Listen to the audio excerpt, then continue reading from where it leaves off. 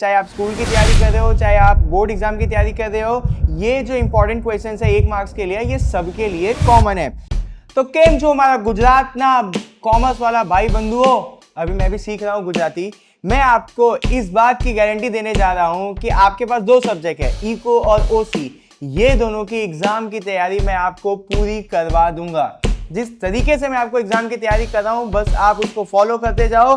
जितना मैं आपको एग्जाम की तैयारी करा रहा हूं, उसमें से 70% तो आएगा, ये मेरी गारंटी है मेरे गुजरात के कॉमर्स के भाई बंधुओं को।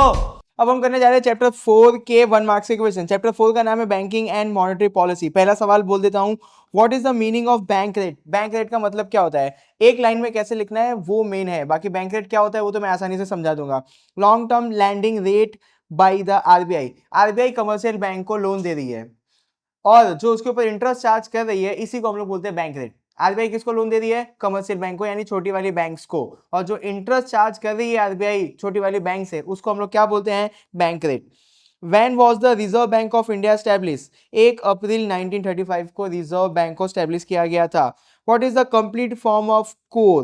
Centralized Online Real Time Exchange, ये फुल फॉर्म है। इस तरीके के सवाल पूछा जाता है आपको चैप्टर 4 में 1 मार्क्स के लिए। What is repo rate? Short term lending rate by RBI. RBI short term के लिए लोन दे रही है किसको, कमर्शियल बैंक को। बैंक रेट और रेपो रेट में आपको ये फर्क देखना पड़ेगा, बैंक रेट मतलब लॉन्ग टर्म, रेपो रेट मतलब शॉर्ट टर्म। तो यहाँ पे ये भी मैंने आपके दिमाग में डाल दिया। What is reverse repo rate? The rate at which RBI borrow from central bank. अभी तक आपने बैंक रेट और रेपो रेट में देखा कि आरबीआई लोन दे रहा था, अब आरबीआई लोन ले रहा है कमर्शियल बैंक से, हम लोग उसको बोलते हैं रिवर्स रेपो रेट। अगला सवाल, name the first bank establish in the world. Bank of Barcelona, ये पहला बैंक है दुनिया में। What are the qualitative tool of monetary policy? Sector specific measure. Monetary policy के अंदर जो क्वालिटेटिव पॉलिसी है वो क्या है, तो बेसिकली आरबीआई जो है वो किसी किसी सेक्टर के ऊपर फोकस कर रही होती है, हम लोग उस पॉलिसी को बोलते हैं क्वालिटेटिव पॉलिसी। आरबीआई पॉलिसी बना रही है और सारे सेक्टर के ऊपर ध्यान दे रही है, तो वो क्वांटिटेटिव पॉलिसी। अगर आरबीआई पॉलिसी बना रही है और कुछ ही चीजों के ऊपर ध्यान दे रही है, हम लोग उसको बोलते हैं क्वालिटेटिव पॉलिसी। तो यहाँ पे वही चीज लिखा हुआ है, सेक्टर स्पेसिफिक मेजर, किसी किसी चीजों के ऊपर ध्यान देने वाली पॉलिसी को हम लोग बोलते हैं qualitative tool of monetary policy. Who issue all currency coin in India? कौन करेंसी कॉइन को इशू करता है इंडिया के अंदर? Finance ministry. What is the meaning of bank? An institution that accept deposit and lend money. सीधी सी भाषा में एक ऐसा इंस्टीट्यूट जो लोगों से पैसा जमा करवाता है और लोगों को लोन देता है, हम लोग उसको क्या बोलते हैं, बैंक। कैसे लिखना है वो यहाँ पे मैंने आपको बता दिया। Right the equation of credit creation, मतलब फॉर्मूला लिखना है। यहाँ पे इक्वेशन बोला तो आप कंफ्यूज हो जाओगे, ऐसा पूछा जा रहा है कि क्रेडिट क्रिएशन का फॉर्मूला लिखना है, तो क्या होता है फॉर्मूला, ये रहा, आप देख लेना, आपको बुक में मालूम ही है, बट आपको समझना क्या था, क्वेश्चन समझना था।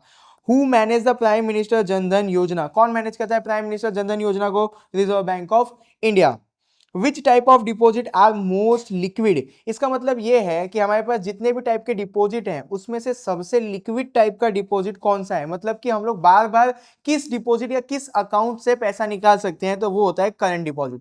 क्लियर हो गया? आगे, write the complete form of S L R N M O M O. Full form यहाँ पे देख लेना, मैं इसको पढ़ा नहीं रहा हूं, बस बता रहा हूं कि क्वेश्चन कैसे पूछती है बोर्ड आपसे। अब जो 14 क्वेश्चन है, what are the quantitative and qualitative tool of monetary policy? Qualitative का तो आपने पढ़ लिया, स्पेसिफिक वाला था। अब यहाँ पे देखो, क्वांटिटेटिव के लिए क्या आएगा, जनरल। क्वालिटेटिव के लिए क्या आएगा, सेलेक्टिव। यही तो मैंने आपको ऊपर समझाया था, अब इसको बार बार नहीं समझाता वरना आपका टाइम खराब होगा। Give the complete form of core and ATM, ये रहा आपका। बस ध्यान दो कि बोर्ड इस तरीके से क्वेश्चन पूछ रही है। When was the RBI established and nationalized? 1935 में RBI established हुई थी और nationalized हुई थी 1949 में।